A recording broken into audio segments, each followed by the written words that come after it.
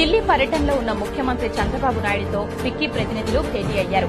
తెలుగు రాష్ట్రాల్లో నేరుగా జరిగే అమ్మకాల పెంపుదలపై నివేదికను అందజేశారు. 2 రాష్ట్రాల్లో నేరుగా అమ్మకాల శాతం తగ్గడం వల్ల ప్రధానంగా మహిళలపై ప్రభావం పడుతుందని ఫిక్కీ ప్రతినిధులు తెలిపారు. శాసనపరమైన కీలక నిర్ణయాలు తీసుకుంటే నేరుగా అమ్మకాలు చేయడంలో మార్పులొస్తాయని, మిగిలిన రాష్ట్రాలతో పోటీ పడడానికి అవకాశం ఉంటుందని ఫిక్కీ బృందం తెలిపింది. ఒక సెక్టర్ ఉంది, డైరెక్ట్ సెల్లింగ్ సెక్టర్. ఆ డైరెక్ట్ సెల్లింగ్ సెక్టర్ వాళ్ళు చాలా పెద్ద గ్రూప్ ఉంది. FICCI an umbrella organization.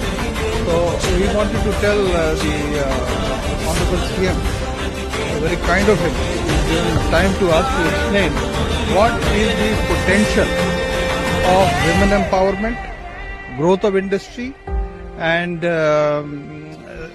into the health sector especially. So many things. అది అన్ని ఎక్స్ప్లెయిన్ చేసి